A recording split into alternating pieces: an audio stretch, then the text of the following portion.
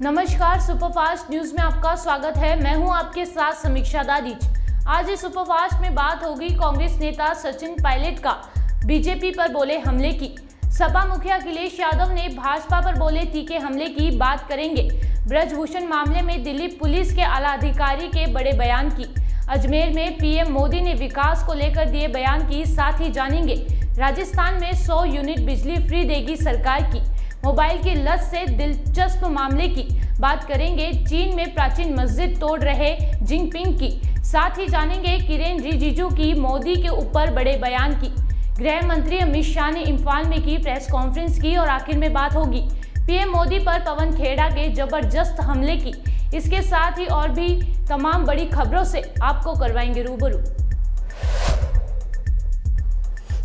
कांग्रेस नेता सचिन पायलट का बीजेपी पर हमला है।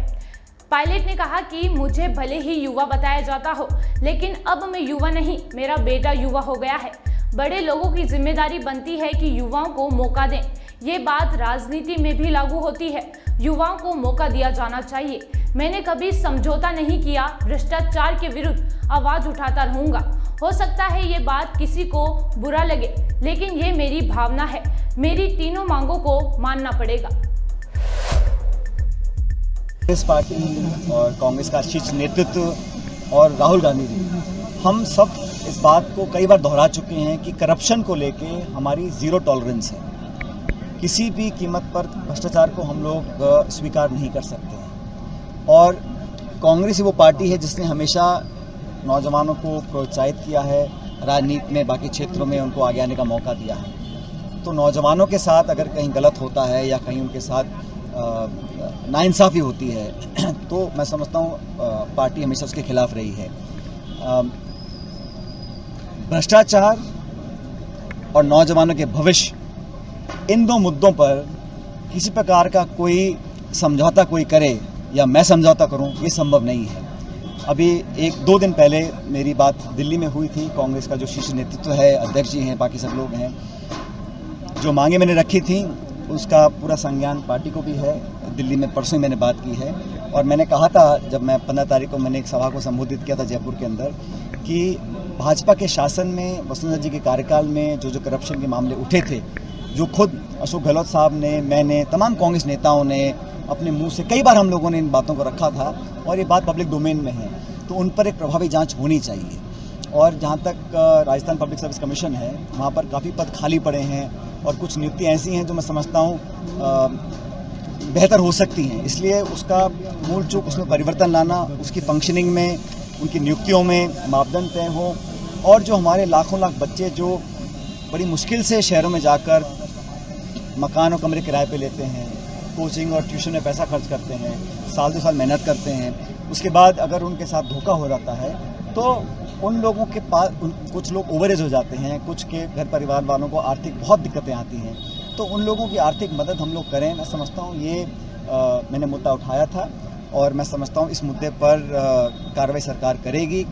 जैसा मैंने कहा परसों, मैंने इन बातों को दिल्ली में सब इन बातों को जानते हैं और मैं दोबारा कहना चाहता हूँ कि जो मैंने इश्यूज़ उठाए थे, खासकर करप्शन के इश्यूज़, जो व्यापक भ्रष्टाचार, यहाँ लूट मची थी भाजपा के शासन में, उसके खिलाफ कार्रवाई करनी पड़ेगी। और जो नौजवानों को इंसाफ दिलाने की बात थी, उस पर मैं समझता हूँ किसी प्रकार का समझौता करना संभव नहीं है। और मैं उम्मीद करता हूँ, क्योंकि आज मेरे ख्याल महीने का आखिरी दिन है और मैंने 15 मई को इस बात को कहा था कि सरकार इस पर जल्द कार्रवाई करे और ये बात सब जानते हैं। तो मैं इंतज़ार कर रहा हूँ कि परसों हमने दिल्ली में बात की थी और कार्रवाई करने का जो दायित्व है वो कह चुके राज्य सरकार को करना है। तो देखिए कल क्या होता है। कार्रवाई नहीं हुई तो आज महीना ख़त्म हो रहा है, कल नया महीना शुरू होगा। अगर मैं फिर कह रहा हूँ आपको, मेरे नौजवान साथियों को जो मैंने पब्लिक डोमेन में आश्वासन दिया है, जो मैंने कमिटमेंट्स किए हैं, और मेरे कमिटमेंट्स कोई हवाई बातें नहीं हैं और ये ऐसी बातें नहीं हैं जिससे कोई कह सकता है कि गलत बात है। क्योंकि मैंने कहा ना, कांग्रेस पार्टी हमेशा करप्शन के खिलाफ रही, कांग्रेस पार्टी हमेशा नौजवानों के पक्ष में रही। तो उनको न्याय दिलाना और भाजपा सरकार में जो करप्शन हुआ उस पर जांच बिठाना, मैं समझता हूँ ये अति अनिवार्य है। इस पर कोई कॉम्प्रोमाइज़ नहीं का। हमेशा मुझे असीम प्यार और प्रेम मिला है। आज भी जब मैंने गाँव के दौरे किए तो सभी लोगों से मिलने का मौका मिला पुनः, और जो विकास कार्य हैं उसकी समीक्षा हमने करी है। जो हमने काम कराए उसका लोकार्पण हुआ, कुछ जगह उद्घाटन किया और नए विकास कार्यों को हमने आज स्वीकृत भी किया है। मुझे खुशी है कि यहाँ पर सड़कों में और विशेष रूप से शिक्षा और चिकित्सा के क्षेत्र में हम लोगों ने काफ़ी कुछ यहाँ पे काम हम कर पाए पिछले 4 सालों में। और शहर के अंदर भी जो है यहाँ पे एक बड़ा पार्क में बनाना चाहता था ताकि नौजवानों को बैठने खेलने के लिए घर परिवार के लोग वहाँ पे शाम को आ सकें। उसके लिए मैंने भी 1 करोड़ रुपये सैंक्शन किया है और पैसा भी हम लोग देंगे। तो विकास की दृष्टि से यहाँ पर मैं समझता हूँ सड़कों का जाल बिछा है और चहुमुखी विकास हमने करने की पूरी कोशिश की है और अगले चंद महीनों में जितना भी हम काम बचा है उसको काम पूरा करने का हम भरपूर प्रयास करेंगे। के प्रभाव वाले से कई जिले हैं और कई विधानसभा क्षेत्र हैं जहाँ पर बीजेपी खाता नहीं बोल पाई और उनका पूरा जो केंद्रीय नेतृत्व है पूरा राजस्थान में है। भारतीय जनता पार्टी का जो हाल हुआ है कर्नाटक के अंदर वो हम सब ने देखा है और ये बार बार लोगों को झांसा देना डबल इंजन अब वो इंजन सीज होने चालू हो गए हैं। और कर्नाटक में जो भाजपा की भ्रष्ट सरकार थी 40% कमीशन सरकार का हमने उन पे आरोप लगाया था, वो आरोप चिपक गया, लोगों ने इसको विश्वास किया। इसलिए ऐतिहासिक बहुमत कांग्रेस पार्टी को कर्नाटका में एक ऐतिहासिक बहुमत मिला। इसलिए मिला क्योंकि हमने वहाँ की सरकार को भ्रष्ट वो थी, हमने आरोप लगाए और जनता ने साबित किया कि हमारे सारे आरोप सत्य थे।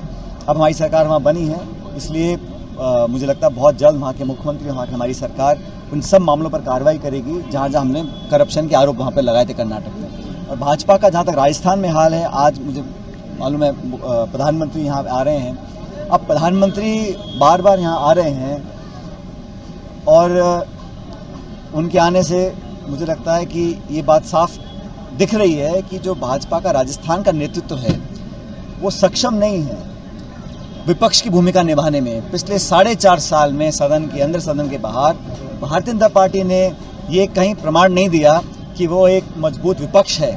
संख्या बल ठीक ठाक है उनके पास विधायकों का, फिर भी हर मुद्दे पर मुझे लगता है जो एक जनता उम्मीद करती है, क्योंकि एक प्रभावशाली विपक्ष लोकतंत्र की बहुत बड़ी ज़रूरत है, उस चीज़ में पूरी तरह फेल हुए हैं। और आपस में इतना खींचतान मैं समझता हूँ है, इससे जनता भी उम्मीद भाजपा से बिल्कुल खो चुकी है, ऐसा मैं मानता हूँ। अब प्रधानमंत्री बार बार यहाँ आ रहे हैं, उम्मीद जगा रहे हैं, लेकिन पार बीजेपी बिल्कुल पड़ने वाली नहीं है। मैं इस बात को बिल्कुल स्पष्ट रूप से कहना चाहता हूँ।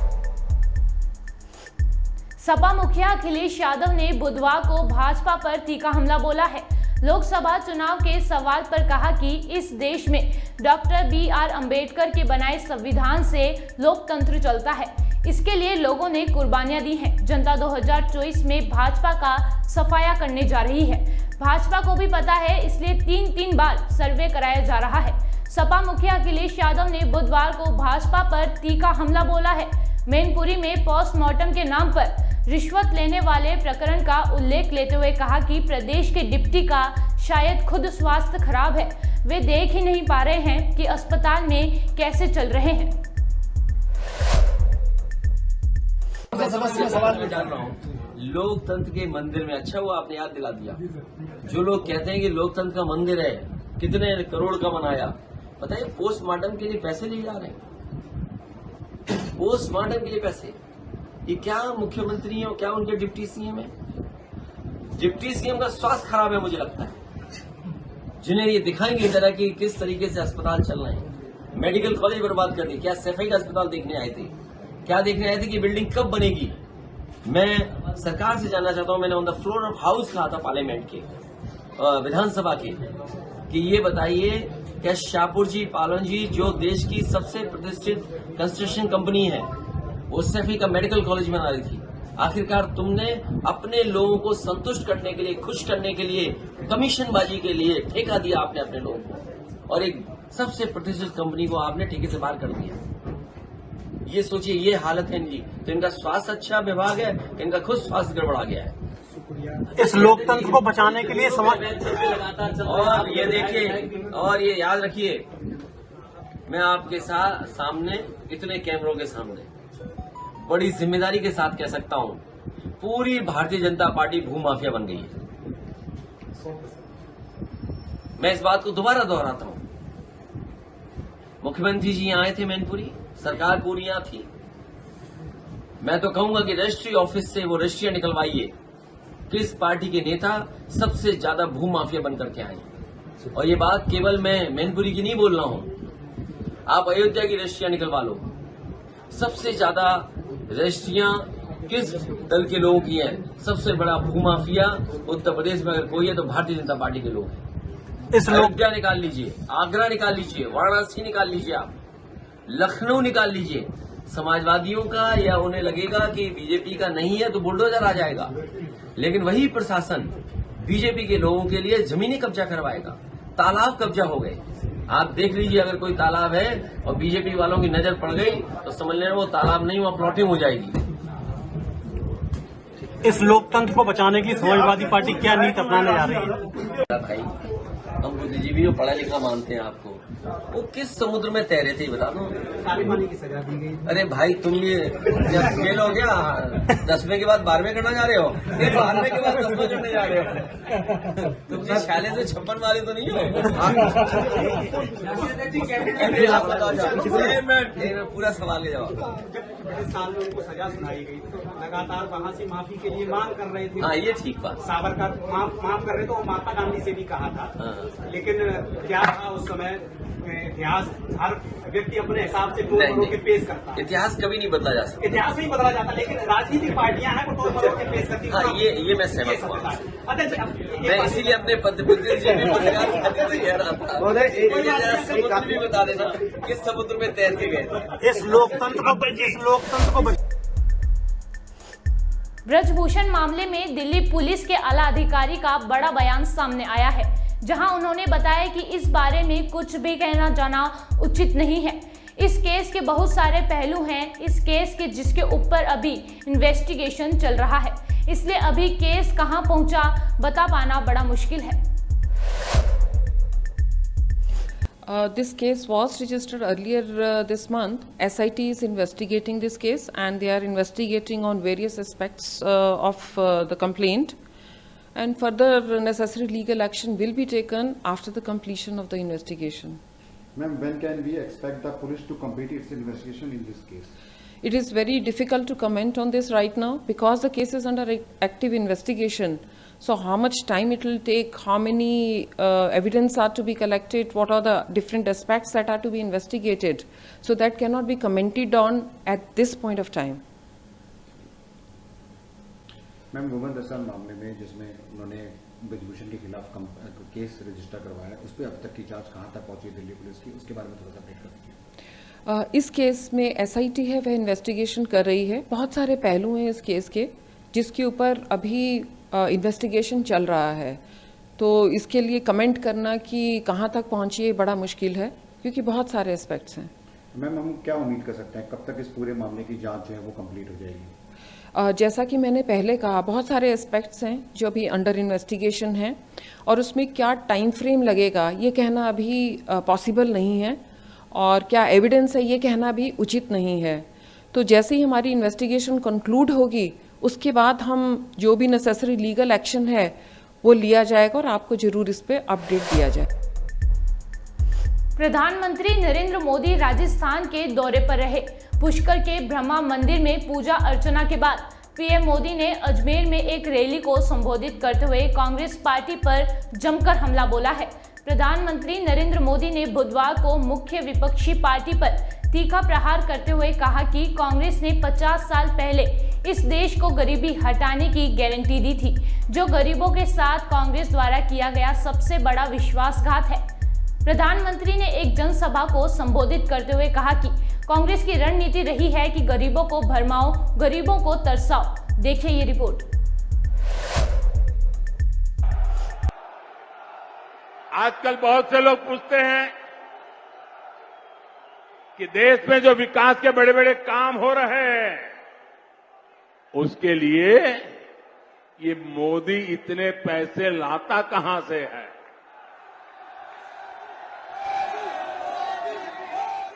चारों तरफ विकास का काम चल रहा है, इतने पैसे मोदी लाता कहां से है।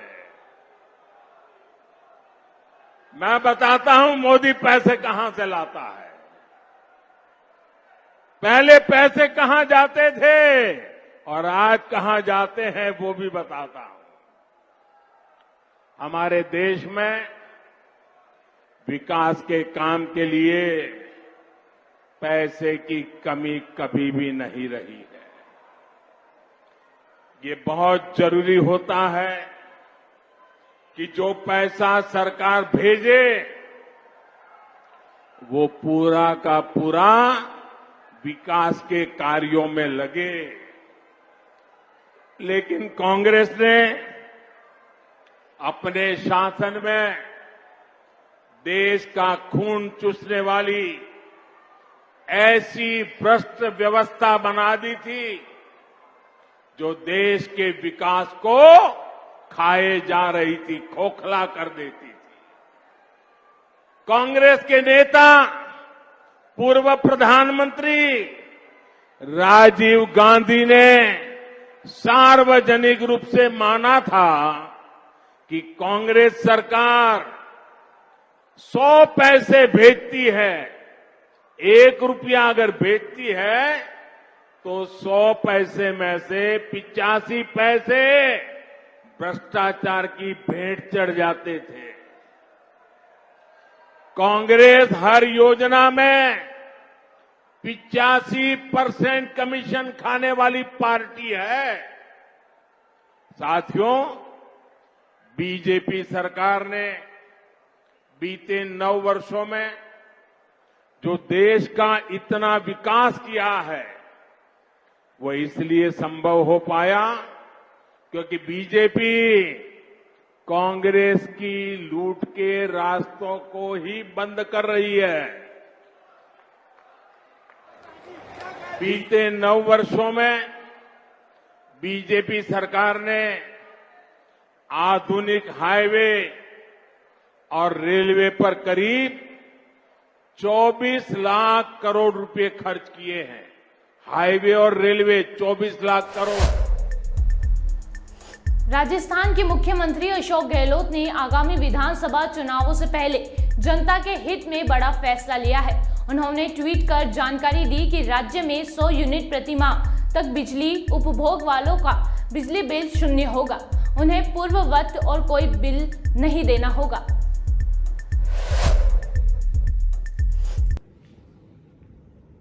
पिछले बजट में मैंने घोषणा की थी 50 यूनिट जो निःशुल्क दी जा रही है उसको 100 यूनिट किया जाएगा।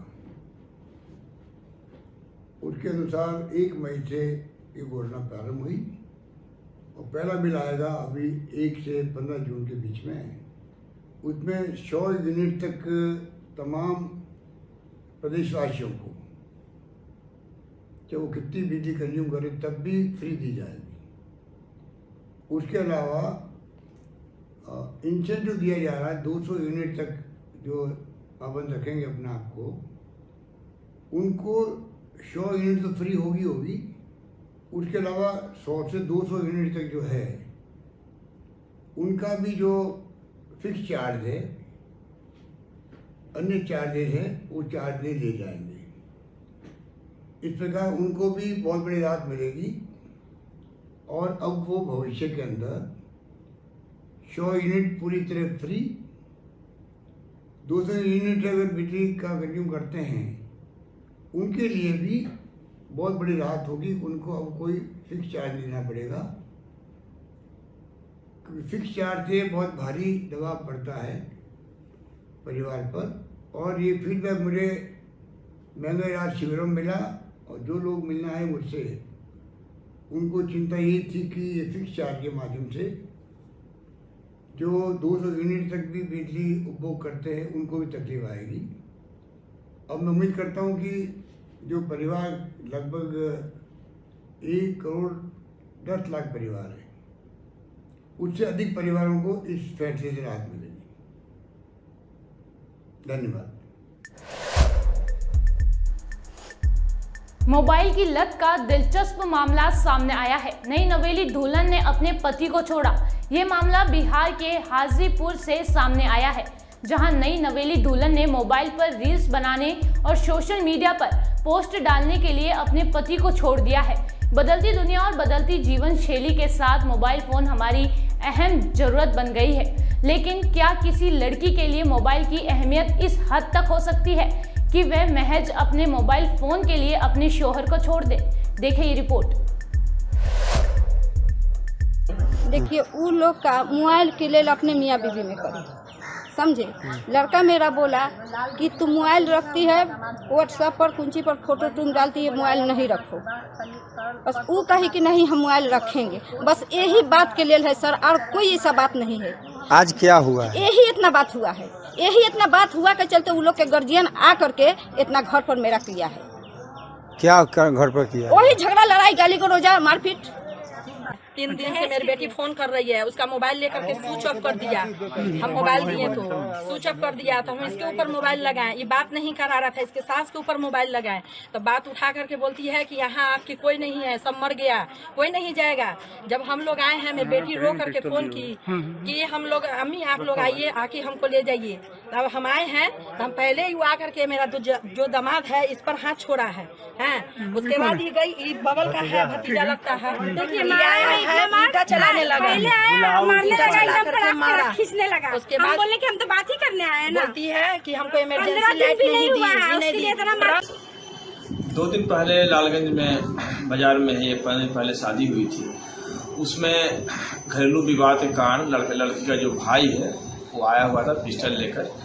जो थाना प्रभारी जो प्रोफेशनल डीएसपी है उन्हें सूचना मिलने के बाद वो गए उसको अरेस्ट करके जेल भेज दिए। जब हम लोगों ने पता किया क्या विवाद है, जो विवाद स्पष्ट हुआ कि लड़की की शादी हुई थी और इंस्टाग्राम चलाती थी वो, तो इंस्टाग्राम में वो अपना फोटो वगैरह डालती थी। मुस्लिम फैमिली होने के कारण थोड़ा सा वो लोग कंजर्वेटिव माइंड का था और लड़की को बोला कि आप इस तरह की नई शादी हुआ है, आप इस तरह का इंस्टाग्राम फोटो मत डालिए। और इसी क्रम में यही विवाद के कारण ही विवाद बढ़ गया और इन लोगों के लड़की पक्ष के लोग वहाँ गए थे, जो कि यह घटना घटी। किसकी गिरफ्तारी हुई है सर, जो पिस्टल के साथ? लड़की का जो अपना भाई है उसकी गिरफ्तारी हुई है और जेल गया है। चीन की शी जिनपिंग सरकार ने उइगर मुस्लिमों के क्रूर दमन के बाद अब देश की मस्जिदों को तोड़ना शुरू कर दिया है। चीन की दक्षिण पश्चिम इलाके में मुस्लिम बहुल इलाके में एक प्राचीन मस्जिद को तोड़ा जाना है, जिसको लेकर बवाल मच गया है। पुलिस और स्थानीय मुस्लिमों के बीच मस्जिद को लेकर झड़प हुई है और इसका वीडियो अब सोशल मीडिया में वायरल हो गया है।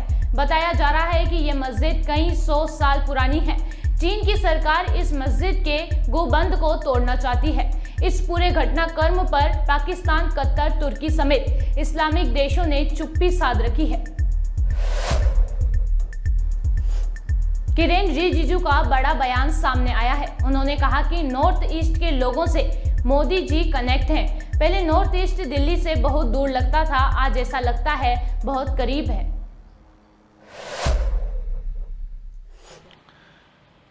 देखिए, मैं नॉर्थ ईस्ट से आता हूं खुद और मैंने देखा है। मैं एमपी बनने से पहले तो सेंट्रल मिनिस्टर, प्रधानमंत्री छोड़ दीजिए, यूनियन मिनिस्टर को देखना नसीब नहीं होते थे। और मैं जब खुद एमपी बना, हम अपोजिशन पार्टी में रहे हैं, हम पार्लियामेंट के अंदर में चिल्ला करके बोलते थे कि सरकार में जो मंत्री हैं, प्रधानमंत्री हैं, नॉर्थ ईस्ट को थोड़ा ध्यान दीजिए। वो कहते थे नॉर्थ ईस्ट छोटा सा है, कितना आपको चाहिए, हमारा प्रदेश में सिर्फ 2 एमपी है, 2 एमपी को कितना मदद मिलेगा। ऐसे लोग हम लोग को इंसल्ट करते थे कांग्रेस के ज़माने में। आज नॉर्थ ईस्ट प्रायोरिटी हो गया है। जो नॉर्थ ईस्ट दिल्ली से इतना दूर लगता था, आज नॉर्थ ईस्ट इतना नज़दीक हो गया कि हर स्टेट में ट्रेन कनेक्शन हो गया, रोड कनेक्टिविटी गांव-गांव तक पहुंच गया है, फ्लाइट कनेक्टिविटी हो गया है, हाईवेज बन गया है, हर डिस्ट्रिक्ट में डबल लेन रोड से जुड़ गया है। तो ये सारा चीज़ जो पिछले 9 साल में हुए हैं, उसका 2 कारण है। एक तो मोदी जी का पूरा फोकस नॉर्थ ईस्ट को देते हुए मंत्रियों को, अधिकारियों को बोलना कि आप प्राथमिकता दीजिए, नॉर्थ ईस्ट का डेवलपमेंट हमारे लिए प्रायोरिटी है। और दूसरा, मोदी जी का इमोशनल कनेक्ट है नॉर्थ ईस्ट और पूरे नॉर्थ ईस्ट के लोगों का अलग अलग जो समस्याओं को समझते हुए मोदी जी का जो दिल से जुड़ा हुआ है, उसी की वजह से आज नॉर्थ ईस्ट खुद मेन स्ट्रीम बन गया है।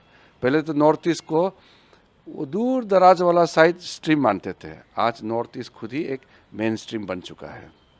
इसके अलावा गृह मंत्री भी रहे हैं देश के। बॉर्डर इंफ्रास्ट्रक्चर पे, क्योंकि एक एंटनी ने खुद कहा था कुछ बॉर्डर इंफ्रास्ट्रक्चर को लेकर पहली बार अपने पार्लियामेंट के एक स्पीच में, उस पर कितना थ्रस्ट रहा है, और जो आपको कहा गया है कि लगातार आप बॉर्डर एरियाज में जाइए, वहाँ के लोगों के साथ समय बिताइए, जाने की उनकी रियलिटी क्या है? आपने बॉर्डर के बारे में सवाल पूछा है। मेरे पुराने स्पीच होंगे पार्लियामेंट में जब मैं ओपोजिशन एमपी थे, उसमें आप देखेंगे मैं बॉर्डर एरिया का सिक्योरिटी, बॉर्डर एरिया के लोगों के लिए विकास और बॉर्डर एरिया में सिक्योरिटी के दृष्टि से जो बेसिक रोड कनेक्टिविटी जो है उसके बारे में मैंने जो पूछा है, आप देख लीजिए। उसका जवाब ए.के. एंटोनी जी ने 2013 में खुद ही पार्लियामेंट में बोला कि तो कांग्रेस पार्टी का पॉलिसी रहा है कि बॉर्डर एरिया को डेवलप नहीं करना है। मोदी जी ने 2014 के बाद वो पॉलिसी चेंज कर दिया है। आज बॉर्डर एरिया में, मैं अरुणाचल का बताऊं, इवन आप लद्दाख में भी जाइए, गुंजी 18 दिन पैदल चल के तब गुंजी पहुंचते थे। आज पूरा का पूरा रोड कनेक्शन हो चुका है। अभी जो वाइब्रेंट विलेज का कार्यक्रम जो चल रहा है उसमें पूरा का पूरा सैचुरेशन मोड में आ जाएंगे। अब तो बॉर्डर एरिया में मोबाइल 4G नेटवर्क, हर गांव में रोड, हर घर में पानी, हर घर में बिजली, और उसके साथ साथ स्कूल और मेडिकल का फैसिलिटी ये लॉन्च हो चुका है। अभी पूरा मैपिंग करके मिनिस्टर भी टूर कर रहे हैं, अधिकारियों को भी जाने के लिए कह चुका है, कुछ लोग जा रहे हैं। और ये जिस हिसाब से बॉर्डर एरिया डेवलपमेंट हो रहा है, मैं तो कल्पना भी नहीं कर सकता हूँ कि इतना जल्दी ट्रांसफॉर्मेशन आएगा। इसलिए भारत का बॉर्डर में जो रहने वाले लोग हैं आज सिर्फ खुद सुरक्षित ही महसूस नहीं, बल्कि अब उसको महसूस हो रहा है कि वो बॉर्डर एरिया में रहने का और भारत का एक गार्ड बन करके बैठने का फक्र महसूस भी हो रहा है। नदियाँ बह जाएगी, उसके बाद भी आप कई बार कश्मीर गए होंगे, क्या चेंजेस देखते हैं आप? क्योंकि लगातार दुश्मन देश पाकिस्तान की नज़र रहती है कश्मीर पे, हमेशा कश्मीर के ऊपर सवाल निशान भी लगाए रहते हैं। कश्मीर में क्या परिवर्तन देखते हैं आप इस सरकार में? अभी तो आर्टिकल 370 का एब्रोगेशन होने के बाद हम लोग सब मंत्री लोग कश्मीर कई बार गए हैं। मैं जब स्पोर्ट्स मिनिस्टर था और मैं मिनिस्टर ऑफ स्टेट होम थे, आयुष मंत्री मैंने देखा है, फिर लॉ मिनिस्टर के रूप में भी मैंने जितना जो देखा है, ज़मीन और आसमान का फ़र्क है। पहले कश्मीर जाते थे तो लगता था कि ये तो सिर्फ ज़मीन हमारा है, लेकिन वातावरण अपना नहीं लगते थे। अब कश्मीर में जब जाएंगे तो ज़मीन भी हमारा, लोग भी अपने हैं और वातावरण भी बिल्कुल भारतीय अनुकूल वातावरण देखने को मिल रहा है। ये सारा चीज़ सिर्फ मोदी जी ही कर सकते हैं। मैं मोदी जी के साथ में मंत्री हूँ इसलिए नहीं कह रहा हूँ, मैं एक भारतीय होने के नाते ये कह रहा हूँ कि कश्मीर में जो बदलाव लाया है वो सिर्फ मोदी जी ही ला सकते हैं, कोई सोच भी नहीं सकते हैं। हमारे सिटीजन को वापस लाए आप खुद। मणिपुर जातीय हिंसा की आग में बुरी तरह से झुलस गया है। केंद्र सरकार शांति बहाली में जुटा हुआ है। मणिपुर में शांति स्थापित करने के लिए अमित शाह ने आज इम्फाल में प्रेस कॉन्फ्रेंस कहा कि मणिपुर हिंसा की जांच होगी। इसके लिए एक न्यायिक आयोग का गठन किया जाएगा। हाई कोर्ट के रिटायर्ड चीफ जस्टिस के नेतृत्व में ये जांच होगी। सीबीआई भी हिंसा के 6 केसों की जांच करेगी। कोई दंगाई नहीं बच पाएगा।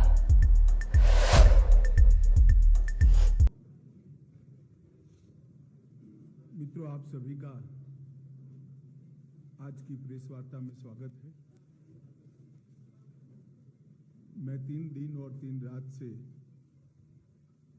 मणिपुर के अशांत इलाकों का दौरा कर रहा हूं।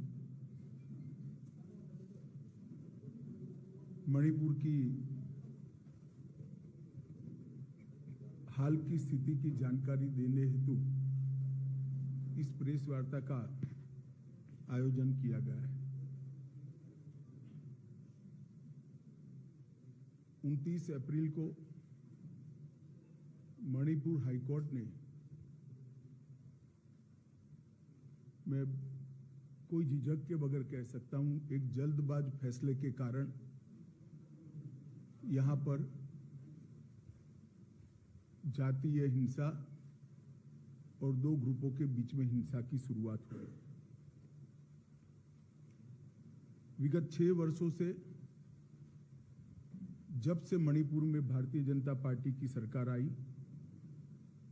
मणिपुर बंद, ब्लॉकेड, कर्फ्यू और हिंसा से मुक्त हो गया था। नरेंद्र मोदी जी के नेतृत्व में भारतीय जनता पार्टी की मणिपुर सरकार, हमारे मुख्यमंत्री जी के नेतृत्व में इस डबल इंजन की सरकार ने विकास के सारे पैरामीटर्स में अभूतपूर्व सिद्धियां हासिल की। ये 6 साल मणिपुर के इतिहास में विकास और शांति के 6 साल के रूप में जाने जाते हैं। चाहे सेंट्रल इंस्टीट्यूशन लाना हो, चाहे इंफ्रास्ट्रक्चर को मजबूत बनाना हो, बढ़ावा करना हो, इंडस्ट्रियल इन्वेस्टमेंट लाना हो, एजुकेशनल इंस्टीट्यूशन को सुचारू रूप से चलाकर मणिपुर को नॉर्थ ईस्ट के एजुकेशन और स्पोर्ट्स में हब बनाने की बात हो, हर क्षेत्र में शांति के कारण मणिपुर विकास के रास्ते पर चल पड़ा था। विगत लगभग 1 महीने से मणिपुर में हिंसक घटनाएं हुई है। सबसे पहले तो मैं जिन दुर्भाग्यपूर्ण नागरिकों की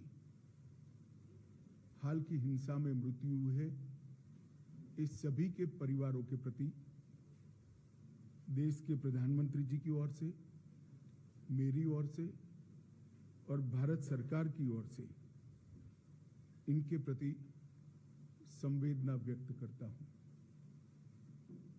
जान किसी की भी गई हो, देश के नागरिक की जान जाती है, तब हम सबको, मुझे, आपको, सभी को दुख होना बहुत स्वाभाविक। ये 2 दिन के दौरान मैंने ढेर सारे इधर और साइड के लोगों से मुलाकात की है। मैंने ये 3 दिनों में अस्थायी कैंपों का दौरा किया है। ये 3 दिनों के अंदर मणिपुर के अलग अलग हिस्सों में, इम्फाल, मोरे, चूराचांदपुर, कोम्पोकपी, सभी जगह जाकर नागरिकों के प्रतिनिधिमंडल और आहत लोगों से चर्चा करने का प्रयास किया है। राज्य के कैबिनेट मंत्रियों के साथ भी मीटिंग की है। महिला संगठनों के साथ भी दोनों ओर मेरी मीटिंग हुई है। मतई समुदाय के लगभग 22 सीएसओ को मैं मिल चुका हूं। इसी प्रकार से कुकी समुदाय के भी 25 से ज्यादा सीएसओ के साथ मेरी मीटिंग हुई है। बुद्धिजीवी संगठन, प्रोफेसर, रिटायर्ड अफसर, समाज के सभी वर्गों के साथ शांति लाने के उपायों के लिए और शांति की चर्चा के लिए मेरी बातचीत हुई है। अलग अलग 11 पॉलिटिकल पार्टियों के नेताओं के साथ भी मेरी डिटेल चर्चा हुई है। ओलंपियंस और राष्ट्रीय खेलों में खेले हुए खिलाड़ियों से भी मेरी चर्चा हुई है और सभी पार्टी के चुने हुए प्रतिनिधियों से भी मेरी चर्चा हुई है। 2 राहत कैंपों में मैं गया। दोनों राहत कैंप में स्थिति का जायजा भी लिया है और अलग अलग स्तर के भारत सरकार और मणिपुर सरकार के अधिकारियों की, सिविल अधिकारियों की और सुरक्षा बलों की मीटिंग भी मैंने की है। हमने ढेर सारे फैसले भी किए हैं जो आज मैं बताना चाहूंगा। भारत सरकार विगत 1 महीने से चलती हुई हिंसा हिंसा होने के कारण और हिंसा में किसकी जिम्मेदारी है, इस सभी की जांच के लिए हाईकोर्ट के चीफ जस्टिस स्तर के रिटायर्ड न्यायाधीश का न्यायिक आयोग गठित कर जांच करेगा और ये जांच भारत सरकार की ओर से कराई जाएगी। भारत सरकार मणिपुर के गवर्नर साहिबा की अध्यक्षता में एक शांति समिति का गठन करेगी, जिसमें सभी का समावेश होगा। उद्योगपति भी होंगे, खिलाड़ी भी होंगे, राजनीतिक दलों के प्रतिनिधि भी होंगे, चुने हुए प्रतिनिधि भी होंगे और अलग अलग सिविल सोसाइटी ऑर्गेनाइजेशन के प्रतिनिधि भी सभी प्रकार के होंगे। मणिपुर में अभी ढेर सारी एजेंसियां सुरक्षा की दृष्टि से काम कर रही है। उनके बीच में बेहतर समन्वय के लिए एडवाइजर श्री कुलदीप सिंह जी, जो कि रिटायर्ड डीजी सीआरपीएफ हैं, उनकी अध्यक्षता में इंटर एजेंसी यूनिफाइड कमांड की व्यवस्था आज से ही हम रचना में लाएंगे, जो सभी एजेंसियों के बेटर कोऑर्डिनेशन के लिए, पक्षपात विहीन कोऑर्डिनेशन के लिए इनकी अध्यक्षता में काम होगा। जितने भी केस रजिस्टर किए गए हैं, इसमें से 5 केस चयनित किए गए हैं और 1 केस इन जनरल कॉन्स्पिरेसी का रजिस्टर्ड कर ये 6 केसों की जांच सीबीआई का विशेष दल करेगा, जो भारत सरकार के तत्वाधान में किया जाएगा। और मैं सभी मणिपुर वासियों को विश्वास दिलाना चाहता हूं, किसी भी पक्षपात और भेदभाव के बगैर हिंसा के मूल तक जाकर आने वाले समय में कभी हिंसा न हो, इस प्रकार की एक न्यूट्रल जांच और दोषियों को दंडित करने की कार्यवाही की जाएगी। एक रिलीफ एंड रिहेबिलिटेशन पैकेज को भी तैयार किया गया है। जितने भी लोगों का जान गया है, वो सभी को 5 लाख रुपया मणिपुर सरकार की ओर से और 5 लाख रुपया भारत सरकार की ओर से 10 लाख रुपया दिया जाएगा। ये राशि डीबीटी के माध्यम से उनके परिवारजनों के सीधे बैंक अकाउंट में ट्रांसफर की जाएगी। जो इंजर्ड हुए हैं, उन इजाग्रस्तों के लिए, जिनकी प्रॉपर्टी का नुकसान हुआ है, उन लोगों के लिए भी एक रिलीफ एंड रिहेबिलिटेशन पैकेज तय कर लिया गया है, जिसकी डिटेल घोषणा कल भारत सरकार के गृह मंत्रालय से हम करेंगे। मणिपुर की जनता को चीज वस्तुओं की कमी न हो, इसके लिए 30,000 मैट्रिक टन नियत कोटा से एक्स्ट्रा चावल भारत सरकार ने यहां पर भेजा है। वो चावल 15,000 मैट्रिक टन के 2 महीने तक 15,000 मैट्रिक टन भेजा जाएगा। गैस, पेट्रोल और सब्जियों की भी आपूर्ति की व्यवस्था कर दी गई है। सारी चीजें ऑन वे हैं और उनके वितरण के लिए सस्ता अनाज की जो दुकान है, इसके अलावे एक अलग से कैंप खोला जाएगा, जहां उनके इलेक्ट्रॉनिक राशन कार्ड से भी अनाज मिलेगा और जिनको परचेस कर चाहिए उसको भी मिलेगा। वहां से सब्जियां भी बांटी जाएगी, दवाइयां भी बेची जाएगी और पेट्रोल पंप कुछ चयनित कर दिए गए हैं, लगभग 15 पेट्रोल पंप, जो दिन रात खुले रहेंगे, जिससे पेट्रोल की किल्लत यहां पर हो न सके। आवाजाही में आप सभी जानते हैं थोड़ी दिक्कत है, इसलिए खोनसेंग रेलवे स्टेशन अभी पूरा नहीं बना है, मगर लाइन तैयार हो गई है। तो हमने टेम्पररी प्लेटफॉर्म बनाने का निर्णय किया है, जो 1 ही सप्ताह में बन जाएगा। तो रेल से भारत के बाकी हिस्सों से मणिपुर की आपूर्ति करने के लिए ये बहुत बड़ी सुविधा होगी। युद्ध स्तर पर एक प्लेटफॉर्म बनाने की कार्यवाही कल से ही शुरू हो गई है। मैं आशा करता हूं कि 4-5 दिन के अंदर ही हम रेल के माध्यम से यहाँ आपूर्ति शुरू कर देंगे। तो रेल जब आना शुरू होगी तो चीजों की कमी में बहुत सुधार हो जाएगा। दोनों ओर लोग शिफ्ट हो गए, इसके कारण मेडिकल डॉक्टर की भी असुविधा विशेषकर कुकी भाइयों के क्षेत्र में हुई है। भारत सरकार ने 8 टीमें, जिसमें 20 डबल ग्रेजुएट डॉक्टर होंगे, वो डॉक्टरों के साथ उनकी टीमें भी होंगी। वो टीमें वहां से रवाना हो चुकी है। 3 टीम पहुंच चुकी है और 5 टीम आज शाम तक यहाँ रिपोर्ट कर देगी, जो मोरे, चूड़ाचांदपुर और कोमकोपकी के एरिया में, क्षेत्रों में मेडिकल सुविधाओं का काम करेगी। और बाद में इम्फाल में भी अगर ये क्राइसिस होती है तो असम सरकार के डॉक्टर लाने की भी हमने व्यवस्था की है। कॉम्पिटिटिव एग्जाम और शिक्षा में मणिपुर के विद्यार्थियों को कोई व्यवधान न हो, इसलिए भारत सरकार के शिक्षा विभाग के उच्च अधिकारी आज यहाँ पहुंच चुके हैं। उनका और मणिपुर के शिक्षा विभाग के अधिकारियों का मीटिंग होने के बाद एक कॉन्क्रीट प्लान, जिससे कि बच्चों की पढ़ाई लिखाई बाधित न हो, उसको हम बनाएंगे, जिसमें ऑनलाइन एजुकेशन, ऑनलाइन एग्जामिनेशन और डिस्टेंस टीचिंग की भी व्यवस्था की जाएगी। ये सारी व्यवस्था को हम 2 दिन के अंदर एक फाइनल स्वरूप दे देंगे, जिससे बच्चों की शिक्षा में और एग्जामिनेशन में किसी भी प्रकार का व्यवधान न हो।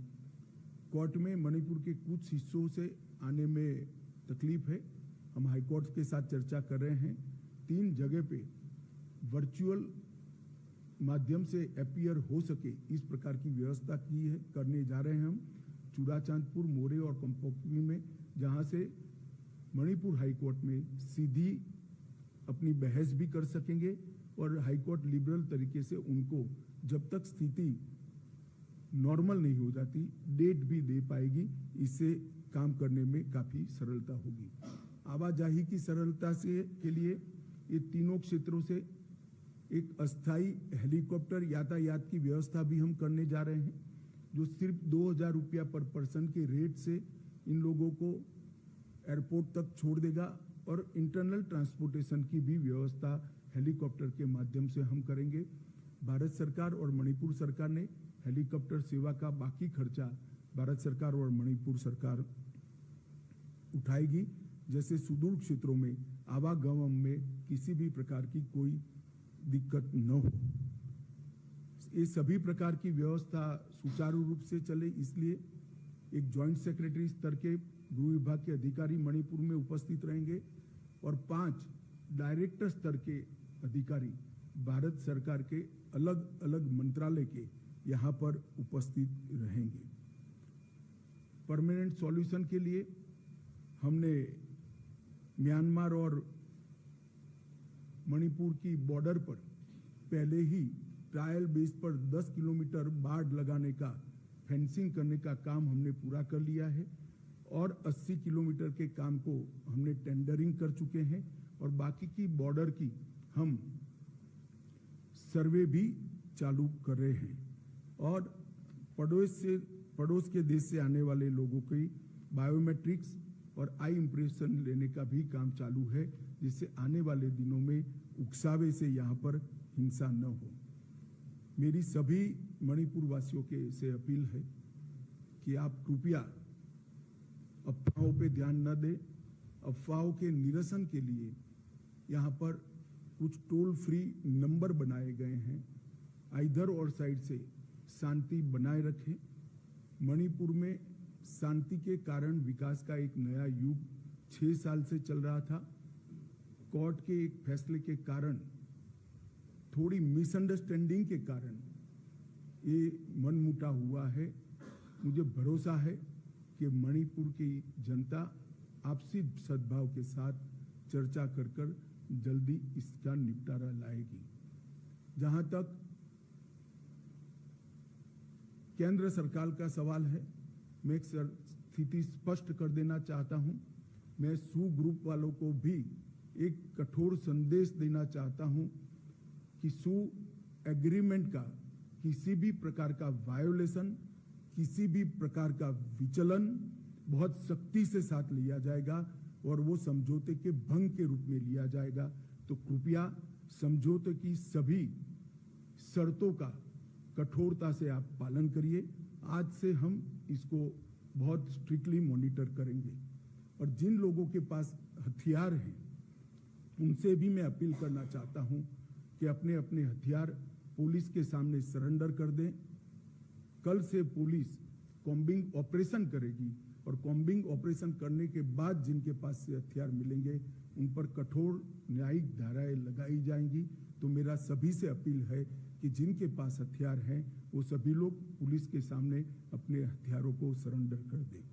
मैं सभी सिविल सोसाइटी ऑर्गेनाइजेशन से भी निवेदन करना चाहता हूं कि अफवाहों पर ध्यान न दें। समय शांति बनाने का है, समाज के अंदर सद्भावना बढ़ाने का है और जिस काम के लिए आप लोगों ने ऑर्गेनाइजेशन बनाया है मैं मानता हूं वो काम यही है। तो आप लोग कृपया दोनों साइड से शांति बनाने का, चर्चा का और सद्भाव बढ़ाने का माहौल बनाए, ऐसी मेरी आप सबसे विनती है। धन्यवाद। एक आराम से करिए, बैठकर करिए।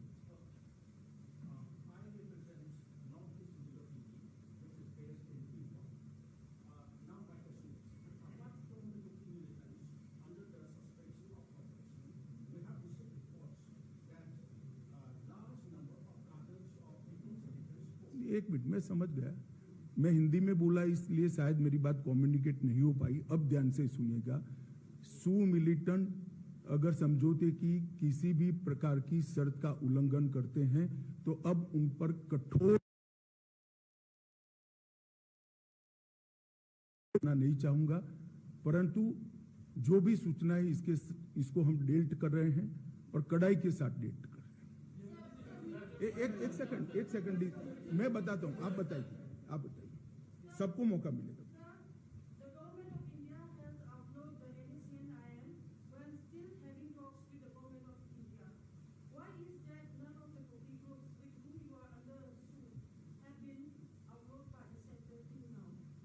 देखिए, हमारी बातचीत सभी से चल रही है।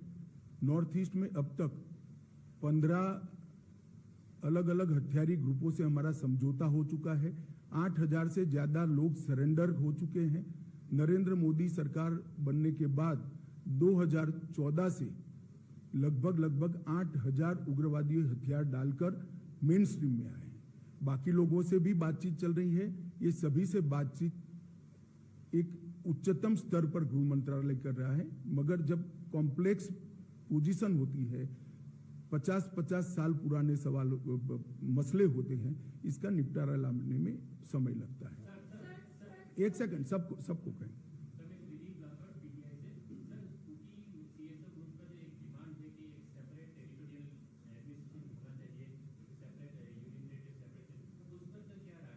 देखिए, भारत सरकार ने मणिपुर की एकता और अखंडता के बारे में कई बार अपना स्टैंड घोषित किया है। इसमें हमारा कोई बदलाव नहीं है।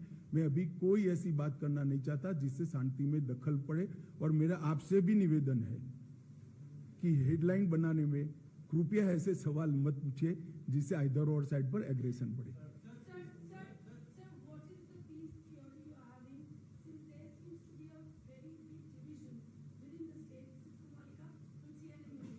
देखिए, वार्ता और संवाद यही रास्ता है मतभेदों को और मिसअंडरस्टैंडिंग को क्लियर करने का।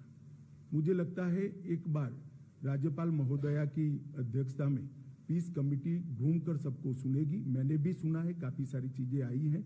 मैंने एक दूसरे के साथ कम्युनिकेट भी किया है, एक दूसरे के ग्रीवेंसेस को। वो दोनों ग्रुप भी अभी अपने यहाँ इस पर विचार कर रहे हैं। एक बार वार्ता शुरू होगी तभी मिसअंडरस्टैंडिंग क्लियर होगी। एक सेकंड, सबको मैं बताऊंगा भाई।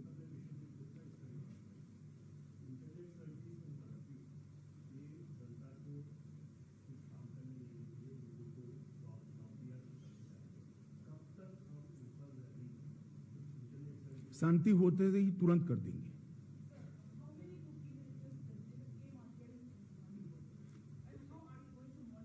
देखिए, ये एग्जामिनेशन नहीं है, सिक्योरिटी रिलेटेड चीजों का इस प्रकार से जवाब नहीं दिया जाता है। आप भी जरा सोचिएगा कि सवाल कैसे पूछने चाहिए। धन्यवाद।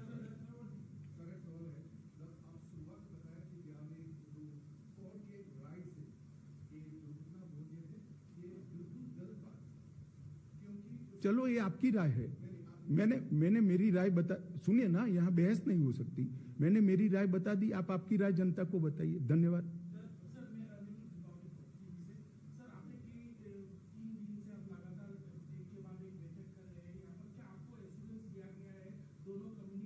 जी, मुझे दोनों कम्युनिटी के सीएसओ के माध्यम से विश्वास दिलाया गया है कि जो मिसअंडरस्टैंडिंग है इसको हम जल्दी ही निपटारा करेंगे, और दोनों कम्युनिटी ने अपनी अपनी जनता के साथ बातचीत करना भी शुरू कर दिया। इसकी ग्राउंड रिपोर्ट भी मिलती है। मैं बहुत ऑप्टिमिस्टिक हूं कि जैसे ही राज्यपाल महोदय की अध्यक्षता में एक कमेटी घूमकर सबसे चर्चा करना शुरू होगी, समाधान निकल आएगा। एक सेकंड।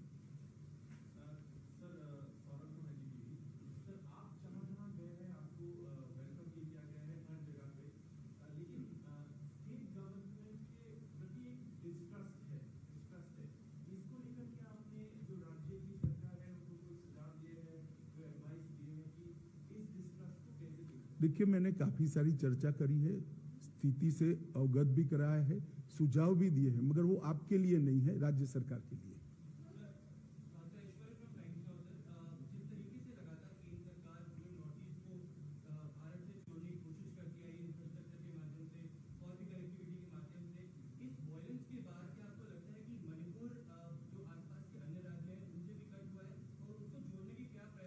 ये टेम्पररी फेज है। यहाँ स्थिति सामान्य बहाल होने के साथ ही मणिपुर पहले की तरह विकास के रास्ते पर चला जाएगा, मुझे पूरा विश्वास है। मैडम, आपने एक बार पूछ लिया ना।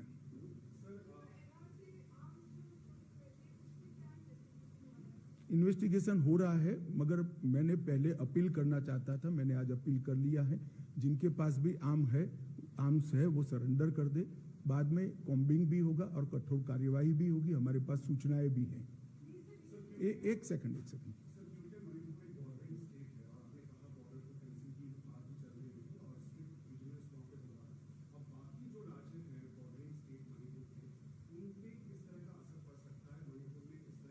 पहले मेरी बात पूरी आप सुन लीजिए। 10 किलोमीटर बॉर्डर फेंसिंग हमने ट्रायल बेस पर किया है और इसके आधार पर 80 किलोमीटर और कर रहे हैं। बाकी का सर्वे चल रहा है। और जहां तक बाकी स्टेटों का सवाल है, जहां जहां प्रॉब्लम होगी भारत सरकार जरूर सोचेगी रिपोर्ट के आधार पर।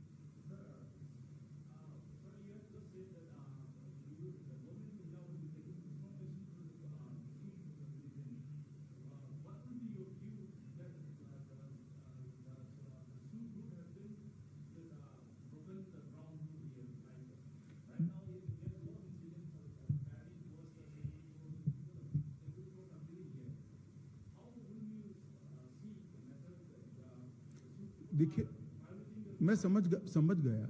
हमारे पास जो सूचनाएं है इसके आधार पर मैंने उनको अपील की है कि वायोलेशन न करें।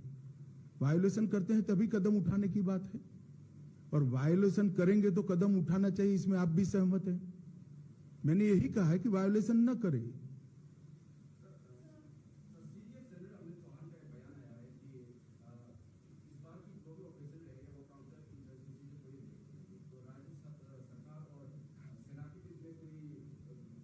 ना जी, मैंने पहले ही कहा है नस्ली हिंसा है।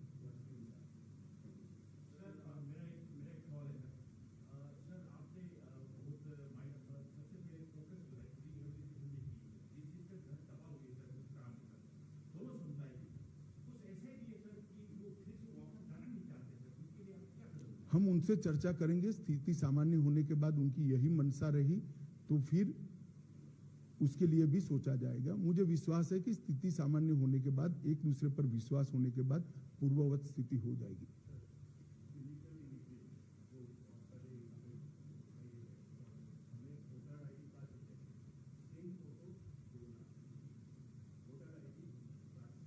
मैंने इसीलिए कहा कि सबके थंब इम्प्रेशन और आई इम्प्रेशन लेने की शुरुआत ऑलरेडी कर चुकी है भारत सरकार, सिर्फ मणिपुर नहीं सभी राज्यों में।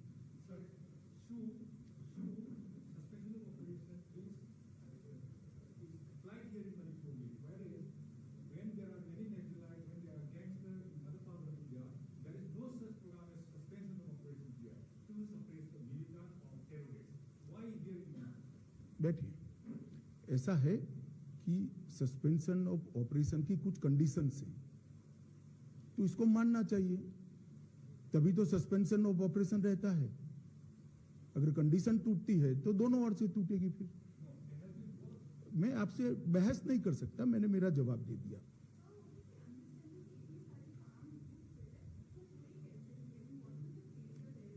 काफी कुछ मात्रा में आर्म्स आ गए हैं और जब मोब आता है तब उस पर डायरेक्ट फायरिंग करना एक झिझक होती है। अब स्थिति सामान्य हुई है और मुझे विश्वास है कि आज मेरे कहने के बाद काफी मात्रा में और भी आ जाएंगे। नहीं आएंगे उसको हम कठोरता के साथ कॉम्बिंग कर ढूंढेंगे।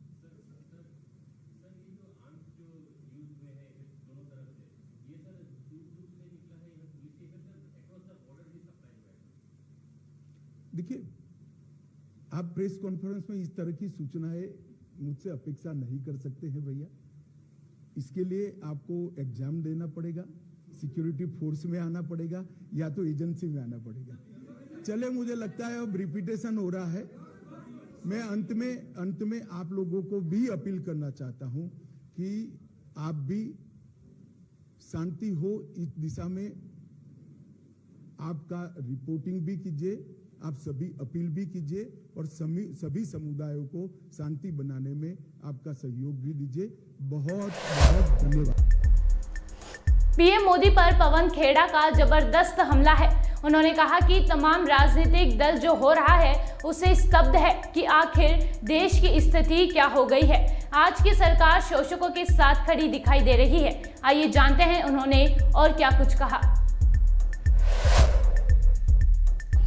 ये टूल किट तो इन्होंने कर्नाटका में इस्तेमाल किया था, मुंह तोड़ जवाब मिला। यही टूल किट अब राजस्थान में भी इस्तेमाल कर रहे हैं, देखिए वहां से भी जवाब मिल जाएगा। जिस देश में देश का राजा गर्व से कहता हो कि 80 करोड़ जनता को वो मुफ्त अनाज दे रहा हो, ये बोलते हुए शर्म आनी चाहिए हमें कि 80 करोड़ जनता को आपको मुफ्त में राशन देना पड़ रहा है। तो आप सोचिए आपने उनकी क्या स्थिति कर दी। विश्व बैंक, जिसका सर्टिफिकेट लेने के लिए मोदी जी बड़े लालायित रहते हैं, विश्व बैंक ने मनमोहन सिंह सरकार के बारे में एक रिपोर्ट में लिखा था कि 27 करोड़ लोगों को गरीबी रेखा से यूपीए की सरकार ने ऊपर उठाया। आज क्या स्थिति है? वो 27 करोड़ तो फिर से गरीबी रेखा के नीचे चले गए, ऊपर 14 करोड़ और गिर गए। ऐसे देश के प्रधानमंत्री को ये बोलने से पहले सोचना चाहिए कि उन्होंने इस देश की स्थिति क्या कर दी। बेरोजगारी की स्थिति, असंगठित क्षेत्र की स्थिति, महंगाई की स्थिति। सर, पेंशन के नाम पर हमारे पूर्व सैनिकों से विश्वासघात कांग्रेस जो है करती रही है। कागजों पर सिर्फ 500 करोड़ रुपए तक जो है कांग्रेस कहती थी कि हम देंगे, लेकिन आज तक कभी किसी को फायदा नहीं। जो पूर्व सैनिकों की डेलीगेशंस हैं जो हमसे भी मिलती हैं, ये बात मोदी जी उनके सामने जरा कह के बता दें। जो उनके साथ धोखा हुआ है, इस सरकार द्वारा धोखा हुआ है, वो सबके सामने है। कैंटीन में जो आपने डाउनग्रेड किया वो सबके सामने है। सैनिकों की जो स्थिति इस सरकार ने की है वो सबके सामने है। सर, ममता बनर्जी ने टीम आपसे मुलाकात भी करेगी और हम आपके साथ खड़े हैं।